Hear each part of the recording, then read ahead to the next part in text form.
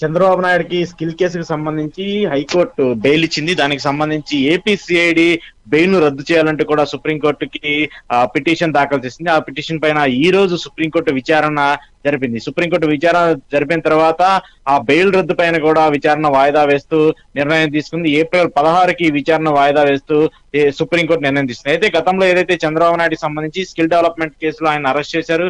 దాదాపు 53 రోజుల పాటు ఆయన రాజమండ్రి సెంట్రల్ జైల్లో ఉన్నారు.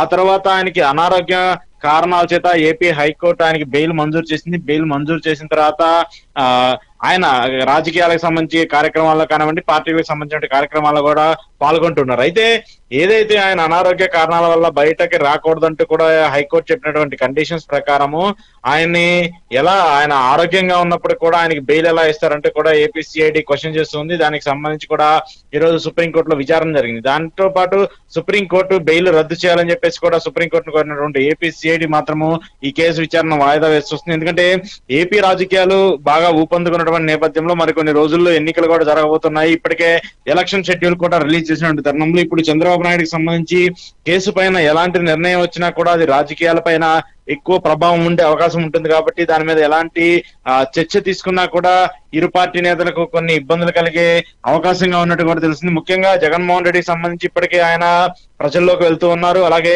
మూడు పార్టీలు ఏదైతే కూటమిగా ఉన్నాయో బీజేపీ, టీడీపీ, జనసేన కూటమిగా కూడా ఎన్నికల బరిలోకి దిగబోతున్నాయి.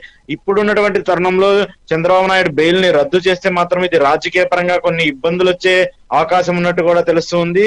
అయితే ఏదేమైనప్పటికీ చంద్రబాబు నాయుడు స్కిల్ కేసుకు సంబంధించి ఆయనతో పాటు మిగతా ఏవైతే కేసులు ఉన్నాయో కీలకంగా ఉన్నటువంటి ఫైబర్ నెట్ కేసు కానివ్వండి, Amaravati inner ring road case కానివ్వండి, లిక్కర్ కేసు కానివ్వండి, ఇలా చాలా కేసుల పైన కూడా ఇప్పటికే కేసులు నమోదైనటువంటి నేపథ్యంలో వాటిపైన కూడా తీర్పులు రావాల్సి ఉంది. వాటిపైన కూడా ఒక నిర్ణయాలు వచ్చిన తర్వాత చంద్రబాబు నాయుడు బెయిల్ కు సంబంధించి మాత్రం సుప్రీంకోర్టు ఒక నిర్ణయం తీసుకొని ఉన్నట్టు తెలుస్తుంది.